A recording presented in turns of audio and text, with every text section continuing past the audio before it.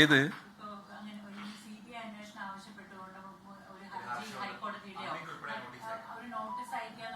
എല്ലാ കോടതിയുടെ മുന്നിൽ വരുന്ന കാര്യങ്ങളിൽ കോടതി നിലപാടുകൾ എടുക്കുമല്ലോ.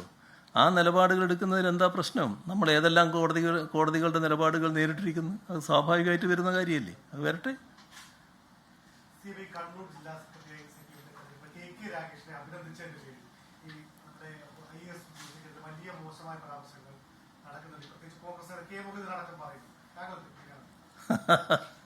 അതല്ലൊരു അങ്ങേയറ്റത്തെ അപക്വമായ മനസ്സുകളുടെ ജൽപ്പനങ്ങളായിട്ട് മാത്രമേ കാണേണ്ടതായിട്ടുള്ളൂ.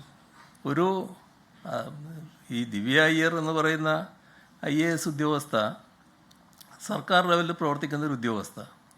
അവർ സാധാരണഗതിയിൽ അവർക്ക് തോന്നിയൊരു കാര്യം പരസ്യമായി പ്രതികരിക്കുന്നു. പക്ഷേ ഇവരൊക്കെ കാണുന്നത് എന്താണെന്ന് പറഞ്ഞാൽ അവിടെയാണ് ഈ പുരുഷ മേധാവിത്വത്തിൻ്റെ അങ്ങേയറ്റത്തെ വശം വരുന്നത്. അവരുടെ ഭർത്താവിൻ്റെ രാഷ്ട്രീയം മാത്രമാണ് അവർ കാണുന്നത്.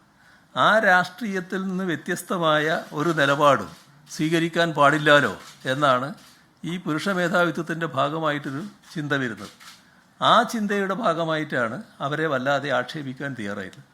അവർക്ക് തോന്നിയൊരു കാര്യം നിഷ്കളങ്കമായി അവർ പറയുന്നു എന്ന് ഒരു നിലയെടുക്കുക എന്നല്ലാതെ അതിൻ്റെ മേലെ വല്ലാതെ ഓടിക്കയറേണ്ട കാര്യമില്ലല്ലോ.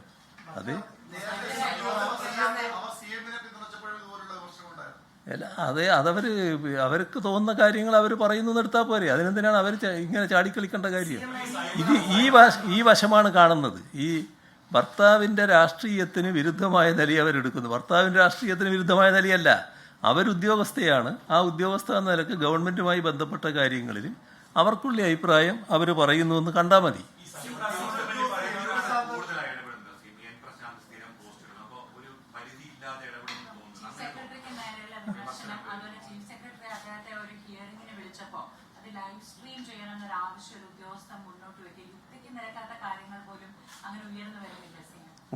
ഉണ്ട്. അതിൻ്റെ ഭാഗങ്ങൾ പിന്നെ അന്വേഷണത്തിലാണല്ലോ. ആ അന്വേഷണം നടക്കട്ടെ. അതും ഇതും രണ്ടാണ്. അത് കൃത്യമായി ചട്ടലംഘനത്തിൻ്റെ ഭാഗമായിട്ടുള്ള നടപടികളാണ്. അതിൻ്റെ ഭാഗമായി അന്വേഷണം നേരിടുന്ന ഉദ്യോഗസ്ഥനാണ്. ഇതുമായി ബന്ധപ്പെട്ട പ്രശ്നമല്ല. അങ്ങനെ എന്തെങ്കിലും ഒരു വീഴ്ച ഇവരുടെ ഭാഗത്തുണ്ടായി എന്ന് പറയാൻ പറ്റില്ല.